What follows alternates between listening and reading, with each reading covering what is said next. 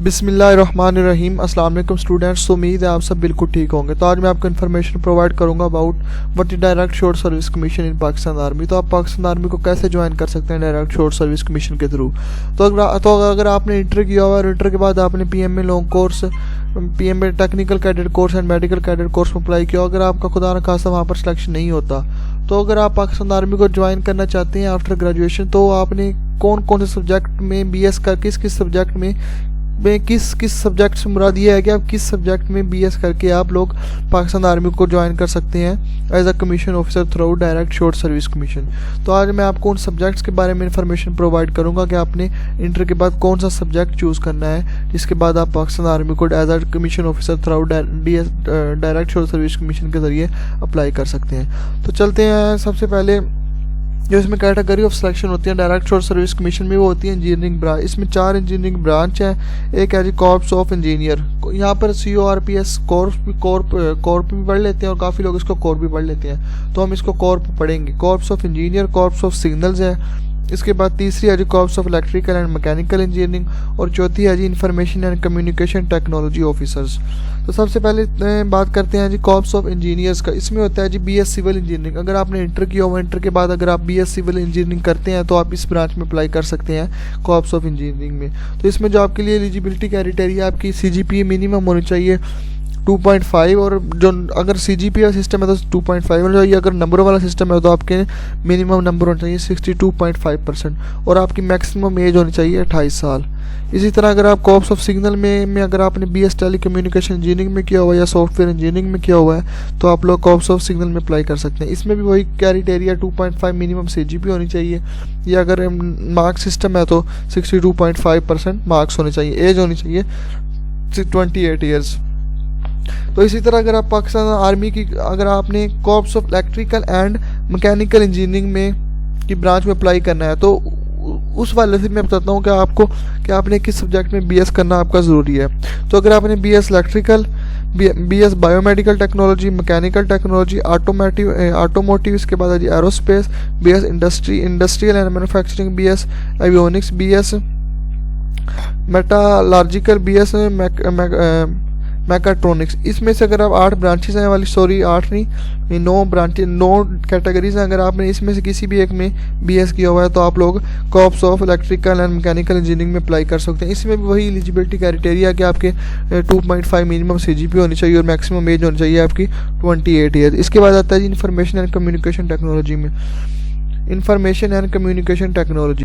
तो इसमें जो होनी चाहिए आपकी BSc इंजीनियरिंग, सॉरी दोबारा इसको रिपीट करता हूँ मैं, information and communication technology officer ICTO में अगर आपने अप्लाई करना है तो इसमें आपकी 16 years of formal education in of the following discipline, तो ये जो डिसिप्लिन दिए गए इसमें होनी चाहिए। तो आपने अगर सॉफ्टवेयर इंजीनियरिंग की हुई है, इलेक्ट्रॉनिक्स में किया हुआ है, BS CS किया हुआ है, BS IT किया हुआ है, BS इलेक्ट्रॉनिक्स किया हुआ है, तो आप लोग इस ब्रांच में अप्लाई कर सकते हैं। इसमें भी एलिजिबिलिटी क्राइटेरिया वही है कि 2.5 मिनिमम CGPA होनी चाहिए और मैक्सिमम एज आपकी कितनी होनी चाहिए 28 ईयर्स। तो इन 4 ब्रांचेस हैं ये वाली जो सी बताई है मैंने आपको, इंजीनियरिंग ब्रांचेस। तो इन ब्रांचेस का जो सा एलिजिबिलिटी क्राइटेरिया ये है कि अगर आपके 2.5% मिनिमम 2.5 CGPA होनी चाहिए, मैक्सिमम एज होनी चाहिए 28 ईयर्स। तो एक साथ ये भी है कि अगर आपने जिस यूनिवर्सिटी या जिस कॉलेज से किया हुआ वो मतलब BS किया हुआ है तो वह HEC से रिकॉग्नाइज होना चाहिए, मतलब कि उस कॉलेज या यूनिवर्सिटी का HEC से इलाहाक होना ज़रूरी है।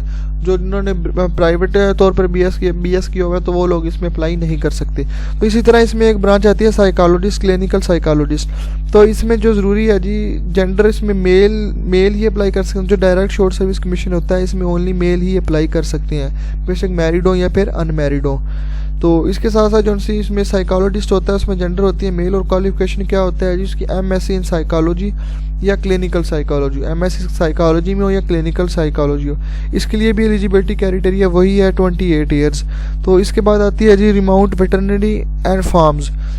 तो इसमें मतलब कि फार्म से आपको पता लग ही जाता होगा कौन सी फार्म की बात कर रहे हैं। यहाँ पर हम डेयरी फार्म की बात कर रहे हैं, डेयरी फार्म। तो इसमें वो लोग अप्लाई कर सकते हैं, इसमें सिर्फ वो लोग अप्लाई कर सकते हैं जिन्होंने DVM किया हो या equivalent degree from Pakistan, UK या USA से की हुई हो और रजिस्टर हो विद PVMC से।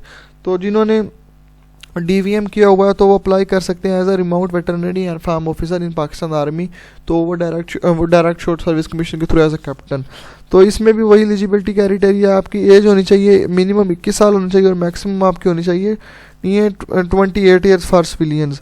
तो अगर आप लोग पाकिस्तान आर्मी को ज्वाइन किया हुआ है तो सॉरी मुझसे यहाँ पे गलती हुई, तो मिनिमम एज होनी चाहिए आपकी 21 ईयर्स और मैक्सिमम एज होनी चाहिए आपकी 28 ईयर्स। तो इसी तरह आर्मी एजुकेशन कॉर्प पढ़ लें, आप कॉर्प्स पढ़ लें, जो भी पढ़ना है आपने कोर। तो इसमें जो आपकी जेंडर होनी चाहिए मेल है, ओनली एज 28 ईयर्स होनी चाहिए और क्वालिफिकेशन जो आपकी है वो होनी चाहिए MA हो, MS हो, ये BS 4 years in physics, mathematics, computer science, English, political science, history, Islamic studies, Arabic, management science and geology and GIS। तो इनमें से अगर आपने किसी एक सब्जेक्ट में भी किया हुआ है तो उसमें आप लोग अप्लाई कर सकते हैं। तो एज होनी चाहिए आपकी 28 ईयर्स। तो जेंडर होनी चाहिए ओनली मेल। तो इसमें डायरेक्ट शॉर्ट सर्विस कमीशन में ओनली मेल ही अप्लाई कर सकते हैं और आपकी मैक्सिमम एज होनी चाहिए 28 ईयर्स। तो यहाँ पर मैं आपको एक बात ये बताता चलूँ कि काफ़ी दफ़ा ऐसे होता है, जितने भी मैंने आपको ये वाले कोर्स बताए हैं कि आप इनमें से अगर आपने किसी भी डिपार्टमेंट में BS किया हो तो आप लोग अप्लाई कर सकते हैं। तो काफ़ी दफ़ा ऐसे होता है कि सिर्फ़ और सिर्फ जिस तरह के इंजीनियरिंग की जॉब्स आती हैं साइकोलॉजिस्ट की नहीं आती, तो काफ़ी दफ़ा ऐसे होता है कि वेटरनरी जॉब इसमें आर्मी में वेटरनरी फार्म की जॉब आ रही होती है, साइकोलॉजिस्ट की जॉब आती हैं, आर्मी एजुकेशन कॉर्प्स की आती हैं, लेकिन इंजीनियरिंग की नहीं आती। तो ये वाला एज आ लक ही कह लें इसको, आप अपना लक ही समझ लें कि लक पर ही होता है कि आपको उस साल जॉब्स आती हैं या नहीं आती। तो जो लास्ट ईयर दिसंबर में एक डायरेक्ट शॉर्ट सर्विस कमीशन गुजरा है तो उसमें तकरीबन एक रिमोट वेटरनरी फार्म्स की थी और एक डिग्री की और जॉब थी as a direct short service commission. तो ये जितने भी मैंने आपको डिग्रीज प्रोग्राम बताए हैं BS वाले, तो यहाँ पर डायरेक्ट शॉर्ट सर्विस कमीशन में काफ़ी दफ़ा चेंज होते रहते हैं। मतलब कि अगर काफ़ी दफ़ा ज़्यादा जॉब्स आती हैं, काफ़ी दफ़ा कम आती हैं, तो ये कंफर्म नहीं है कि सारी की सारी जॉब आएंगी अगले कोर्स में। तो जब इसके लिए एक एलिजिबिलिटी क्राइटेरिया मैं आपको पहले भी बता चुका हूँ, बस एक आपने मोटी सी बात याद करनी है कि मिनिमम एज होनी चाहिए आपकी, मैक्सिमम एज होनी चाहिए 28 ईयर्स और आपकी मिनिमम CGP होनी चाहिए 2.5।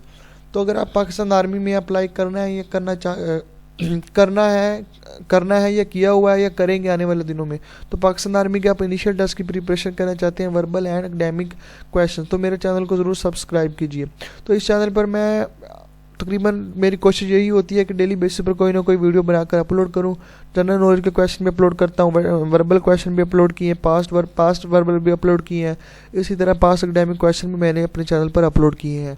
तो अगर आप इंटर या मैट्रिक इंटर या फिर ग्रेजुएशन के स्टूडेंट और पाकिस्तान आर्मी को ज्वाइन करना चाहते हैं as a commission officer, as a civilian, as a matric के स्टूडेंट है तो एज अ कॉन्स्टेबल मतलब कि सिपाही ज्वाइन करना चाहते हैं, तो मेरे चैनल को ज़रूर सब्सक्राइब कीजिए, क्योंकि मैं इस चैनल पर डेली बेसिस पर कोई ना कोई वीडियो बनाकर अपलोड करता रहता हूँ। तो वर्बल क्वेश्चन की अगर आप तैयारी करना चाहते हैं अच्छे तरीके से, तो मैंने यहाँ पर शुरू में तो वर्बल क्वेश्चन की प्रिपरेशन करना चाहते हैं तो मैंने तकरीबन 10 से 12 टोटल टाइप्स हैं वर्बल क्वेश्चन की। तो उनके अगर आप एक टाइप देख लेंगे तो उम्मीद है कि आपको उसकी समझ लग जाएगी। तो वर्बल क्वेश्चन में जस्ट आपने हिंट लेना होता है, अगर आपको कॉन्सेप्ट की समझ लग जाए तो आप इजीली जितने मर्जी क्वेश्चन हो आप लोग वो कर सकते हैं। टोटल वर्बल इंटेलिजेंस क्वेश्चन की तकरीबन 13 से 14 टाइप्स हैं। अगर वो आप कर लेते हैं, एक टाइप के बेशक 1000 क्वेश्चन भी आ जाएँ तो आप उनको ईजिली सॉल्व आउट कर लेते हैं। तो कोशिश यही कीजिए, अगर आप मैट्रिक में हैं इस वक्त या इंटर कर रहे हैं तो अच्छे तरीके से मेहनत कीजिए और अच्छे नंबर हासिल कीजिए और पाकिस्तान आर्मी को पाकिस्तान आर्मी को आफ्टर इंटर के बाद ही ज्वाइन करने की कोशिश करें एज अ कमीशन ऑफिसर। क्योंकि अगर आप इंटर के बाद ज्वाइन करते हैं पाकिस्तान आर्मी को तो आपके पास अपॉर्चुनिटी ज़्यादा होती है। आप लोग इंटर में इतना ज़्यादा मेरिट नहीं काउंट होता थ्रू PMA लॉन्ग कोर्स में, लेकिन जब आप डायरेक्ट शॉर्ट सर्विस कमीशन करेंगे तो वहाँ पर बहुत ज़्यादा मेरिट काउंट होता है। तो यहाँ पर इंटर में इतना ज़्यादा होता है लेकिन इतना ज़्यादा नहीं होता। अगर आप ISSB में परफॉर्मेंस अच्छी देते हैं, इनिशियल टेस्ट में परफॉर्मेंस अच्छी देते हैं, तो आपका मेरिट लिस्ट में नाम आने के चांसेस ज़्यादा होते हैं as compare to direct short service commission. जो पाकिस्तान आर्मी का सबसे बेहतरीन कोर्स है वो है PMA long course and technical cadet course. तो जो सबसे ही बेहतरीन कोर्स है वो है PMA लॉन्ग कोर्स, जो आप लोग ज्वाइन कर सकते हैं उसको as a commission officer after inter. 12 class के बाद आप लोग किसी भी डिपार्टमेंट में आपने इंटर किया हो तो आप लोग PMA लॉन्ग कोर्स में अप्लाई कर सकते हैं। सबसे बेहतरीन पाकिस्तान आर्मी का कोर्स है। और जो PMA लॉन्ग कोर्स के पास आउट होते हैं सेकंड लेफ्टिनेंट, तो यही मोस्टली लोग इन्हीं में से ही पाकिस्तान आर्मी की हाई कमांड तक यही लोग जाते हैं PMA लॉन्ग कोर्स वाले। तो अगर आपको मेरी वाली वीडियो पसंद आई है तो उसको लाइक ज़रूर कीजिएगा और मेरे चैनल को सब्सक्राइब ज़रूर कीजिएगा। Thank you for watching my video. अल्लाह ताला आप सबको कामयाब करें, आमीन।